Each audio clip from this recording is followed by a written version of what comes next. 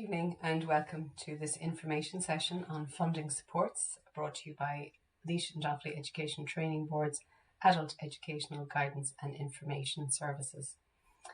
My name is Geraldine Grennan and I'm joined by my colleagues Therese Glennon and Linda MacDonald to outline to you really what SUSI is, the application process involved, and to give you some additional information that you may not be aware of around funding supports such as scholarships, the 1916 bursary or the Student Assistance Fund.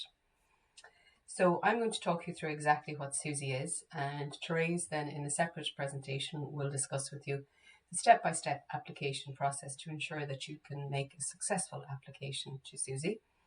And then in the third part of our presentation, Enda will explain to you the additional supports that are available.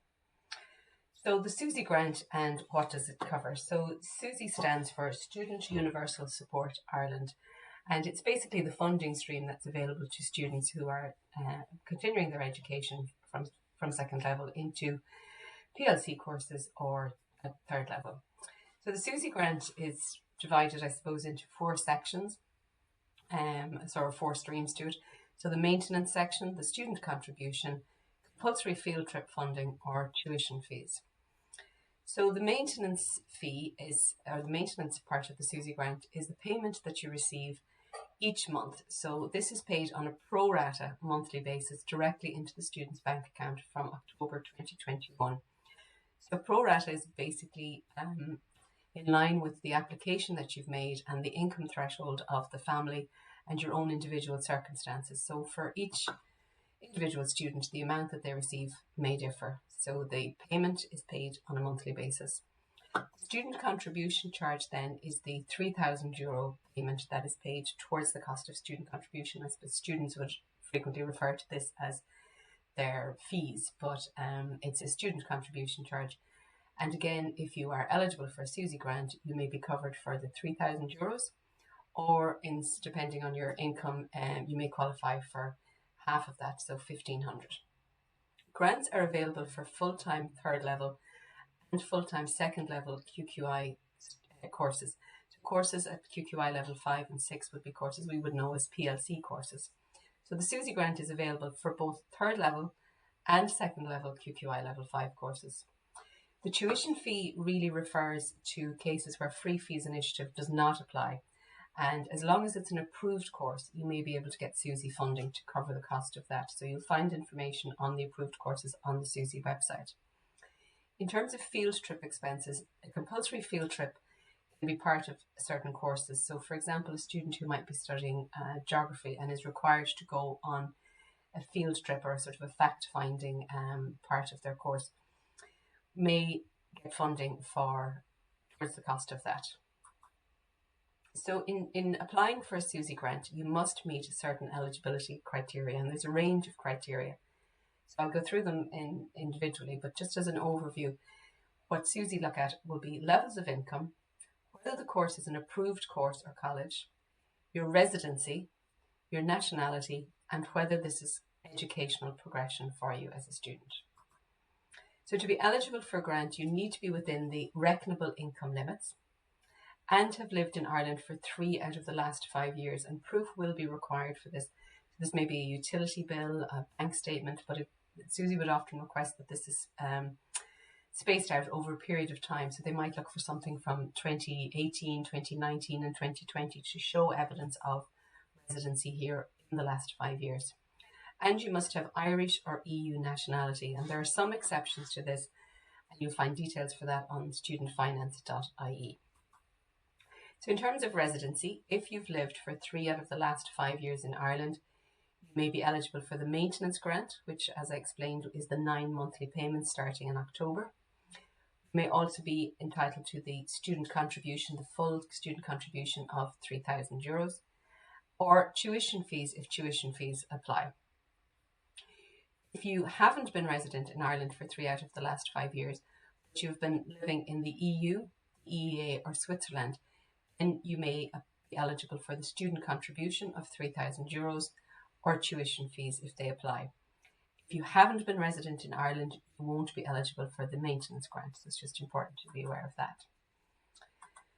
So In terms of criteria for college courses, it must be an approved course, and these courses are listed on the SUSI website. So this is an important consideration when completing your CAO. So students will often look at the CAO handbook, which is the list of all courses that are available that you can apply to for third level. And while these are all third level courses, they are not all eligible for SUSI funding. So it's important when you're making a decision on course selection that you're aware of whether your course is funded by SUSI or whether you'll have to be funding it privately.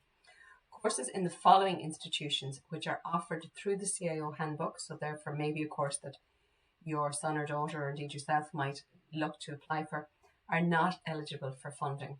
So courses in the American College, in the Irish College of Humanities and Applied Sciences, in the College of Computing Technology, Dublin Business School, Dorset College, Galway Business School, Griffith College, ICD Business School and Portobello Institute. So yes, you can certainly make an application for those courses, but you won't get SUSI funding for those. It must be in an approved institution. So it's important that you check any course that you're considering is on the approved list and is an approved institution. And as I said, that's all available on susi.ie. It must be a full-time course, so SUSI funding is not available for part-time courses. And it must lead to a major award. So it's a course that's available at level 5, 6, 7 or 8 on the National Framework of Qualifications. Also, another criteria for SUSI is that you must be progressing in your education. So it's really important to choose wisely for your CAO courses, as a poorly informed choice may impact on future opportunities.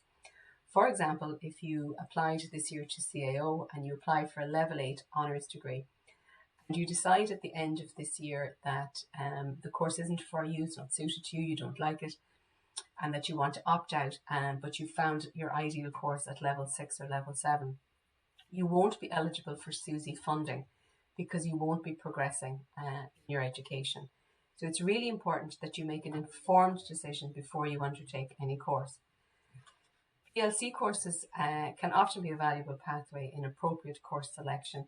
So they're available at level 5 and level 6. So for example, if you were interested in a science course, but you felt you didn't have enough information on the content of it and really whether you'd enjoy it or not, doing a level 5 or a level 6 course at a PLC level, it allows you to explore that subject area and then make an informed decision when entering into third level. So then you can confidently go into a level 8 degree course. So just to be mindful that you must be progressing in your education. You must also be aware of the type or class of applicant that you are. So for your application, you will be a dependent applicant if you are aged under 23 on the 1st of January 2021, somebody aged over 23 on the 1st of January 2021, but under 23 when they first entered further or higher education. So school leavers fall into the category of dependent applicant.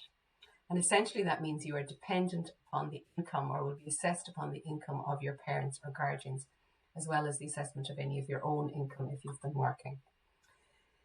So just to summarise, before beginning your online application for SUSI, you should have the following information to hand: your CAO or your UCAS number if you've applied to UCAS, PPS numbers for you and your parents or legal guardians, gross income details for 2020 for yourself if you had any employment, gross income details for 2020 for the relevant members of your household, and residency details for non-EU students. So it's just important to have that information to hand before you start into the process. And Therese in her presentation now will explain to you the application procedure to ensure that you can make a successful application to SUSI. And it's important to remember that each year there are a number of students who will commence their application for SUSI but don't complete the application and therefore forego the funding just because they're missing a slight, small piece of information, and they just, for whatever reason, don't provide that information to SUSI, and so their application is denied. So listen closely to the application process and you should have no difficulties.